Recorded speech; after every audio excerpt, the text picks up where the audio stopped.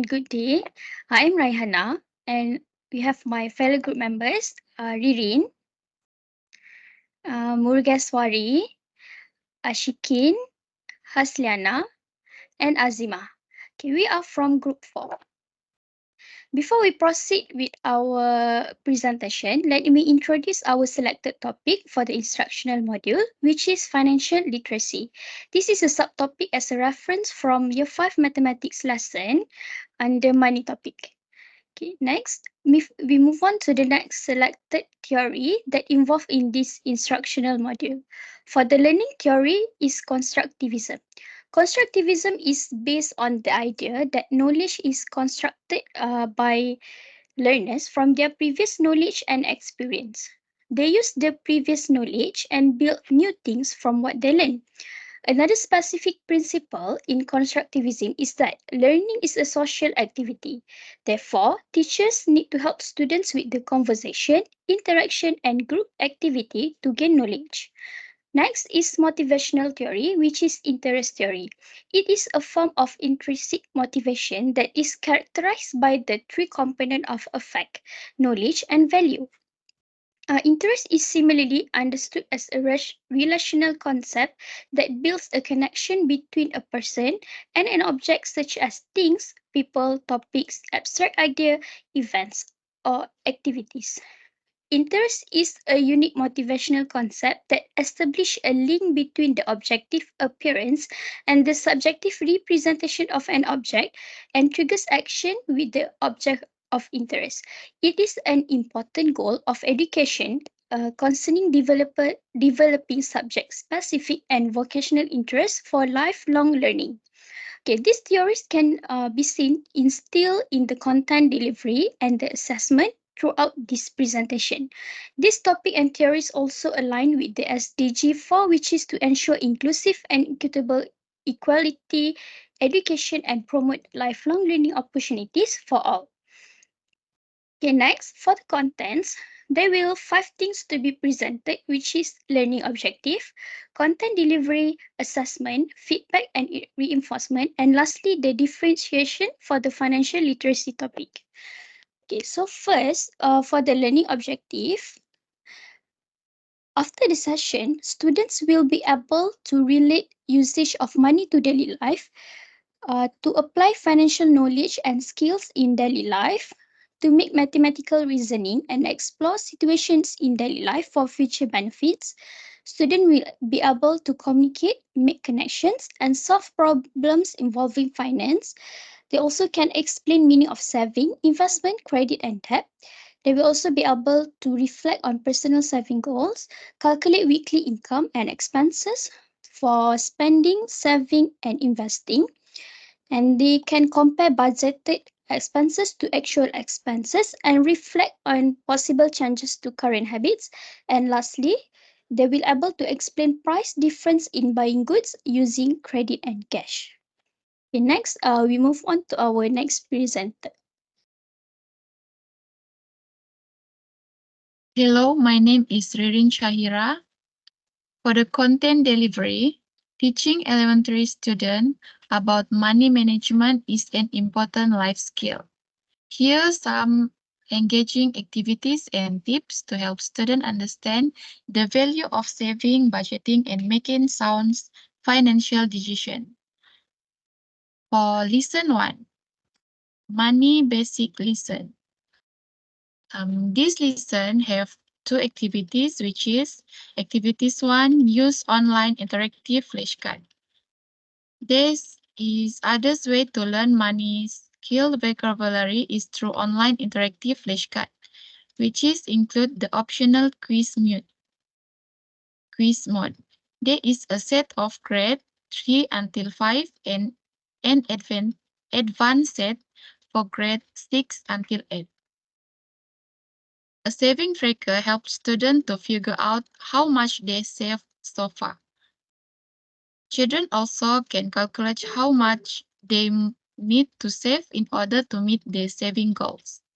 Creating a saving tracker sample sheet is simple. Make a list of the days, week, or month you want to save and set the goals for each. Take notes, the actual savings, the difference, and any notes made online. For example, we can use Quizlet, Kahoot, and others. For activities 2, customize saving chart. Make a basic chart that display different denomination among which the financial saving values. Choose how much you want to save each day, each week, or each month for the time period you want to. Think about the importance of monies and how it's function in day-to-day life. This next slide will show money saving 26-week challenge, which is and this show by week 1 until week 26. For example, we deposit 2 ringgit each week until week 26. We will have saving 702 ringgit. Next, for the lesson 2, keeping money safe, which is activities 1, create the favorite fund of the child. Students can create their own saving bank as creative exercise or use the visual comprehends the idea of saving money. Make an adorable teddy bank out of a water bottle by following the instruction or DIY jar. It's shown in the slide. The practical project serves to enforce the concept of economical living. For activities 2, in keeping money safe, activities 2 can expose children to bank saving and investment, which is by partnership between saving bank and educational institution to visit school and educate kids about saving money at an early age, or take them to the bank each month to contribute to an account. For example, we can introduce tabung haji to our child, and also we can educate children to saving their money at bank, which is my bank, M bank, or public bank and others bank out there. Next is lesson 3, practice counting money, which is in this lesson, we can see activities 1, buy some chips to practice counting money. This assemble a pretend store where students can purchase goods with imaginary money. It mimics transaction, print out free card. This exercise support budgeting and counting activities. Others activities is calculate the cost. Get the sales flyer from neighborhood store or go to the website that is having a promotion. Select what you want to buy. They calculate your saving by checking for discount, coupon, and special offer. Finally, determine the final price by editing the local sales tax.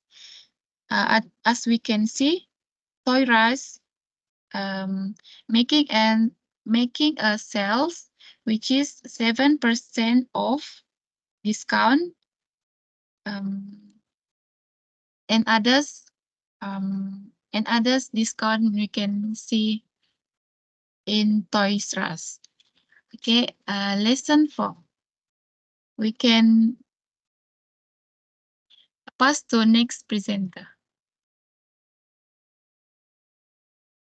Okay, for lesson 4, it is about understanding credit and debt basics. Okay, for activity 1, is playing matching cards. We can use matching cards, for example, goldfish cards. And the goal for this game is to have the most matching cards in the group before the center pile runs out or no one can make any more movements. Before the game start, teacher can give 2 rules, which is Each player can borrow one card from the circle of friends or draw from the center. Okay, this is represents borrowing money or credit. Okay, rules number 2, to keep the card that they take, they must give up one of their own card, which is this is represents to pay back the credit. Okay, so for activity 2 is a role play scenario. Firstly, the students is divided into small group, and each group is given scenarios related to credit and debt, such as buying a bike with a credit card or borrowing money from a friend. Teacher can ask the groups to discuss each scenario and determine whether it represents responsible borrowing or not, and encourage them to explain their reasoning. Finally, get back as class and discuss these scenarios together.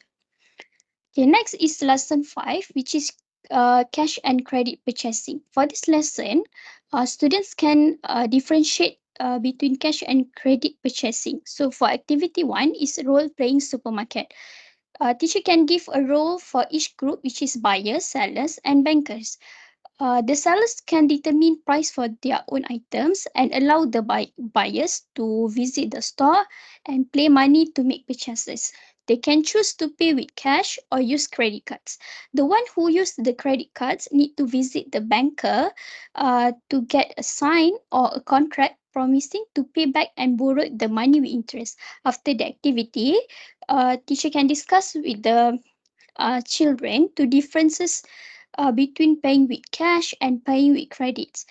They can also highlight the concepts such as immediate payment, budgeting, and interest. For the activity 2 is real life interview, which is teacher can encourage students to interview family members or friends about their experience with cash and credit purchases. So, by incorporating real life experience from their families, students will gain a deeper understanding of the concept being taught and how they apply to everyday life. Okay, that's all from me. We move on to our next presenter. Hi, I'm Murugeshwari. Okay, I'm going to discuss about assessment. All right, in this assessment, we have two types of assessments. Basically, this assessment is to analyze or to measure the students' understanding about the topics. So the formative assessment is based on the constructive learning theories, which is active learning and engaged constructing knowledge through the experience and interactions, and an educator as a facilitator, which enhance the teaching and learning environment in classroom. Okay, and summative assessment is more to evaluating the outcomes of learning experience at the end of the lesson. And summative assessment usually are graded, and formative assessment are non-graded activity. Slide, please. All right, formative assessments such as classroom observation questioning are usually carried out in the classroom. Okay, so classroom observation, which is done during the lesson, and we see as a facilitator, we will see how the students are doing group activity, how they do discussion, and in which extent they understand the theories. And the facilitator can raise a simple questions like, what is saving? How do you calculate interest rate? So that the teacher or the facilitator can counter students with a problem and help them to do better. Next is questioning, which is always ask open-handed questions to enhance the students' critical thinking skills. Give the students this discussion topic. For example, put them in a group, ask them to find 5 banks, which bank is giving a best interest rate or the highest interest rate for saving, and do a poster presentation in the class. By doing this, this will enhance their continuous learning in money and savings. All right, so let's move on to the next, which is a summative assessment. Under summative assessment, we do have final examination, which is a written assessment.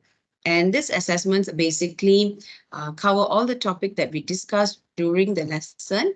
And mostly the questions will be a bit more to problem solving questions to understand whether they do are able to solve the problems or not.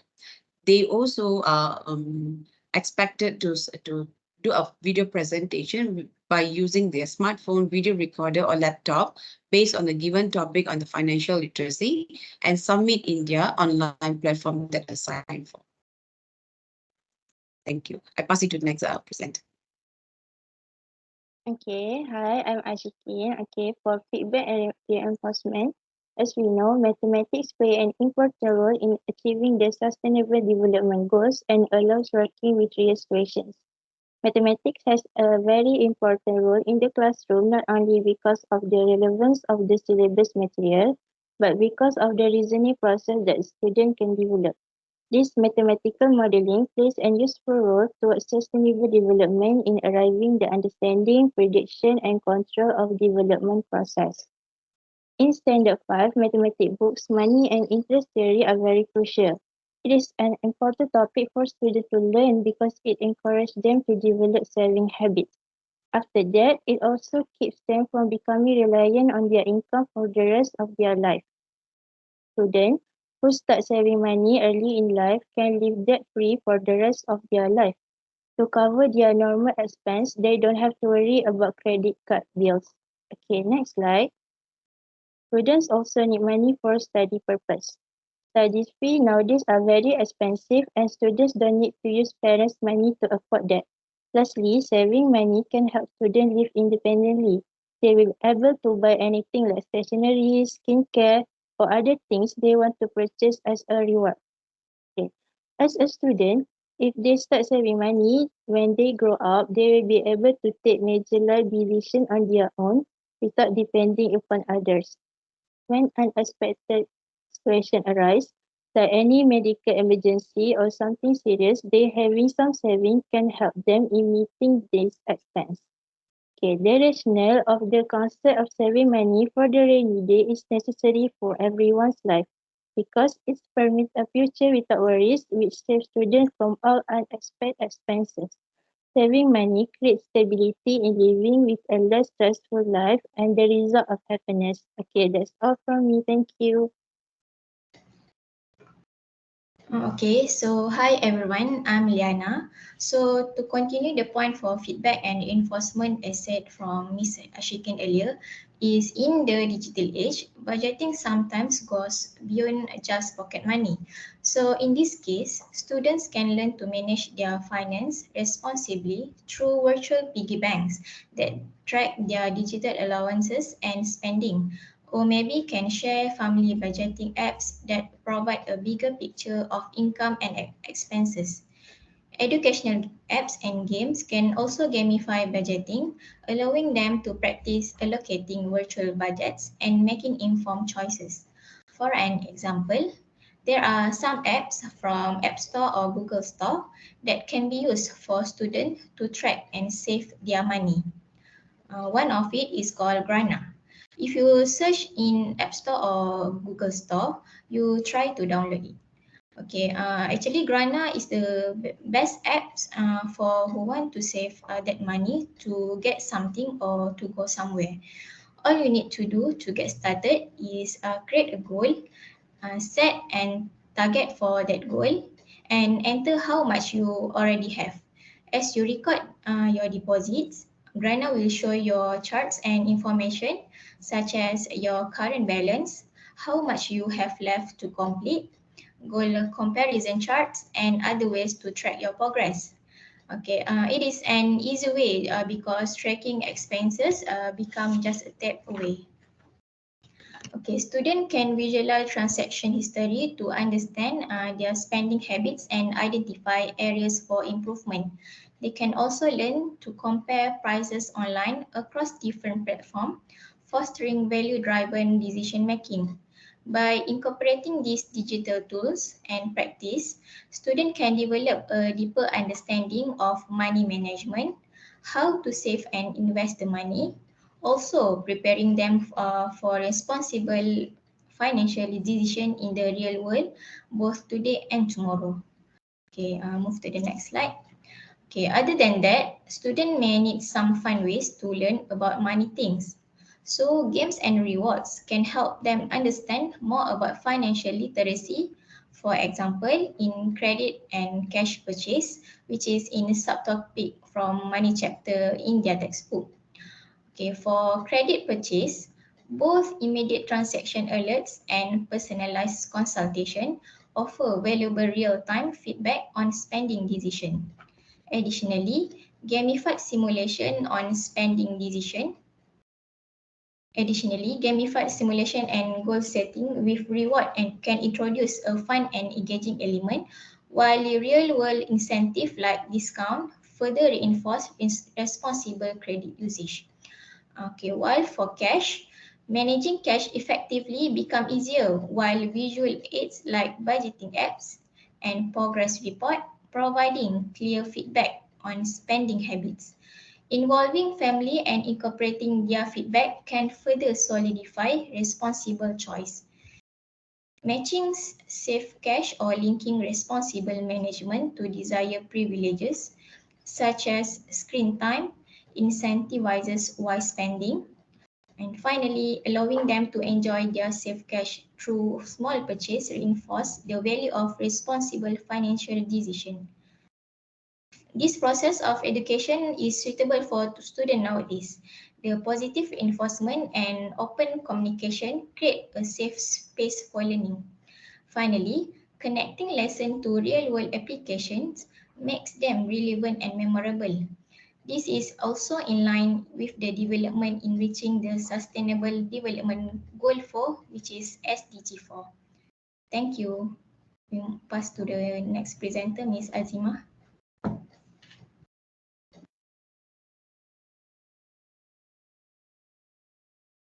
Thank you. I will present about differentiation. Point number 1. Teachers can differentiate their instruction by modifying the content, the process, the product, or the environment of their lessons. For example, teachers can adjust the complexity, relevance, or pace of their content. They can use different strategies, tools, or scaffolds to support their students' learning process. Point number 2, teachers need to be comfortable allowing students to work on different assignments, tasks, and levels of content through various lessons by Bantasel, Baska, and Stembo 2005. Point number 3, have students practice and demonstrate knowledge through learning centers, small group activities, independent studies, tiered activities, compacting, learning contracts, personalized agendas, and choice boards by McTighe and Brown 2005. Teachers can compact curriculum by telescoping or using tiered objectives in their classroom to allow for acceleration. Point number 4, tiered objectives involve using an aligned objective across the curriculum so that the teacher can give the student work that focuses on the higher grade level by Kettler and Curlis 2003. This can be done by curriculum modifications that include accelerating units, substituting more difficult texts, adjusting the complexity, adjusting the pace, and including various independent activities. For example, teachers can target different senses within lessons. A lesson should resonate with more students if it targets visual, tactile, auditory, and kinesthetic senses instead of only one. Point number 5, when applicable, appeal to a range of learning styles by playing videos, using infographics, providing audiobooks, getting students to act out a scene, incorporating charts and illustrations within text, giving both spoken and written directions to tasks, using relevant physical objects such as money when teaching math lessons. Not only will these tactics help more students grasp the core concepts of lessons, but make class more engaging. Prodigy Math Game, for example, is an engaging way to gamify math class in a way that worksheets simply cannot. Point number 6. It's important for teachers to provide students which have disabilities with visual representation, which can include number lines, strip diagrams, pictures or illustrations, graphs or charts, and graphic organizers. In accordance with the principle of inclusive education and ensuring that no one is left behind, as emphasized in Sustainable Development Goal 4, which is the target 4.5, that is eliminate all discrimination in education.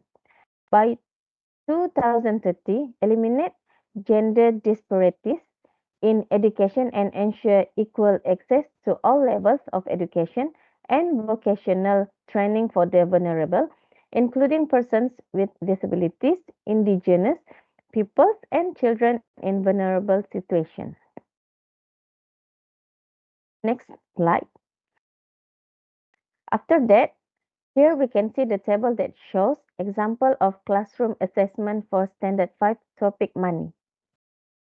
If the student can state the meaning of savings and investment, they will get level 1.